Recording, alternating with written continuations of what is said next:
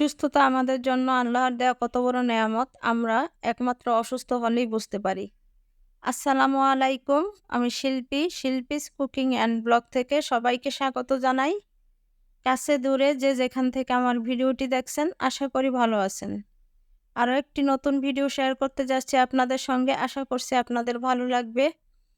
আর আমার এই ভিডিওটি যদি আপনাদের ভালো লেগে যায় তাহলে প্লিজ ভিডিওটিতে একটি লাইক দিয়ে ভিডিওটি কন্টিনিউ করবেন। তো আমার এই ভিডিওটির অংশ হচ্ছে শুক্রবারে আমার ছেলের নটরডেমে ভর্তি পরীক্ষা ছিল। তো আমি আমার ছেলেকে নিয়ে সেখানে গিয়েছিলাম। আমার ছেলের পরীক্ষার সময়সূচি ছিল 2টা 30 মিনিটে। আমি আমার ছেলেকে নিয়ে বাসা থেকে 1টা 40-এর দিকে বের হই। আর এত রোদ আর এত গরম মানে এত লোকজনের ভিড়ে আসলে আমি অসুস্থ হয়ে পড়ি। তো ওখান থেকে আসার সময় আরকি আইডিয়ালের সামনে থেকে এই যে ফুল গাছগুলো কিনে নিয়ে এসেছি আরকি। তো এই গাছগুলো আমি যেদিন নিয়ে এসেছিলাম মানে শুক্রবারে সেদিন আর গাছগুলো লাগাতে পারিনি। কারণ আমি ওখান থেকে আসার পরেই আমি অনেক অসুস্থ ফিল করি। মাথা ব্যথা। তার পরের দিন তো মাথা ব্যথা, জ্বর আমি আমার আগের ভিডিওতেও বলেছি। তো আমি অসুস্থ শরীর নিয়েও আমি সব আপুদেরই প্রায় ভিডিও দেখেছি এবং অনেক সময় অন করে রেখেছি, অনেক সময় ছোট করে কমেন্ট করে দিয়েছি। রবিবার দিন পরে আমি এই গাছগুলো লাগাই আরকি। তো গাছগুলো লাগিয়ে আমি আপনাদের সঙ্গে একটু শেয়ার করে দিলাম। তো আমার এই ব্যালকনিতে আমার অনেক গাছ ছিল। আমি এবার ঈদে যখন গ্রামের বাড়ি যাই, যেহেতু গ্রামের বাড়ি অনেকদিন ছিলাম ৮-১০ দিনের মতো ছিলাম এবার ঈদে। আর অনেক রোদ ছিল। এবার রোদে গরমে আমার প্রায় প্রত্যেকটা গাছই মরে গেছে। আমার প্রায় সবগুলা টবই খালি হয়ে গেছে। তো আমি বাড়ি থেকে আসার পর আরকি দেখে তো আমার মন খারাপ। এই যে এই গোলাপ গাছটা অনেক গোলাপ ধরতো। ওই গোলাপ গাছটা সাদা গোলাপ ছিল। আর এটা ছিল মাধবীলতা। এই গাছটাও প্রায় মরে গিয়েছিল। আমি ভেবেছিলাম হয়তো মরেই যাবে। পানি দেওয়ার পর দেখি যে আবার একটু মানে নতুন পাতা ছাড়ছে। আর এটা ছিল বেলি ফুল গাছ।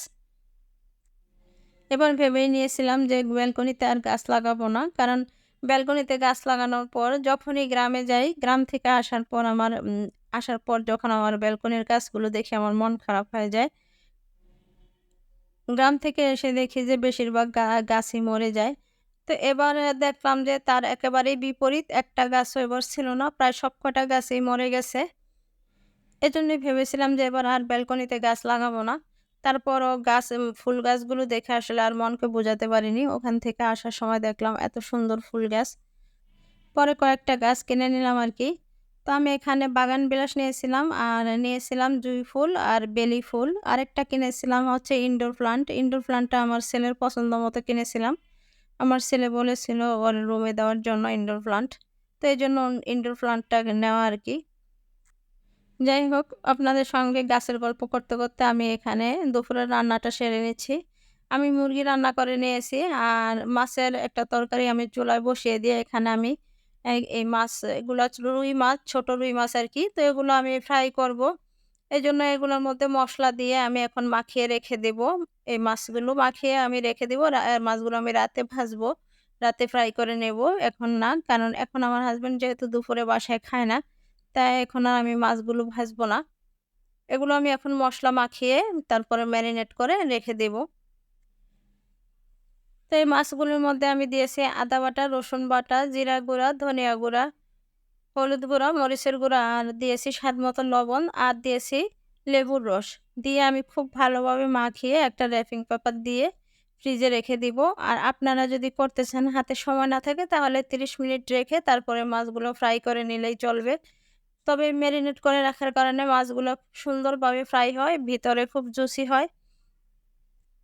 তা আমার বাসায় প্রায় এভাবে হচ্ছে বড় মাছ আনলে মোটামুটি এই সাইজের মাছগুলো আনলে এভাবেই খাওয়া হয়। আর যেহেতু একটু বড় সাইজের মাছ তো অবশ্যই এগুলো ধোয়ার সময় খুব ভালোভাবে লবণ পানি দিয়ে এবং লেবুর রস দিয়ে ধুয়ে নেবেন। আমি লেবুর রস এবং লবণ পানি দিয়ে খুব ভালোভাবে ধুয়ে নিয়েছি। আর মাছগুলোর মধ্যে আমি কাট করে দিয়েছি এবং মসলাগুলো খুব ভালোভাবে মাছের যে কাটগুলোর মধ্যে মসলাগুলো ঢুকিয়ে দিচ্ছি এবং পেটের সাইডটা একটু কাঁচি দিয়ে কেটে নিয়েছি, যাতে পেটের ভেতরে মসলা ঢুকে।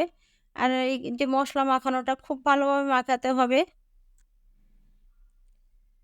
তো এই মাছটা যদি ম্যারিনেট করে রেখে দিয়ে তারপরে মাছটা ভাজা হয় তাহলে মাছের টেস্টটা অনেক ভালো আসে এবং মাছটাও খুব সুন্দরভাবে ফ্রাই হয়। তো আমি মাছটা ম্যারিনেট করে রেখে দিয়েছি ফ্রিজে।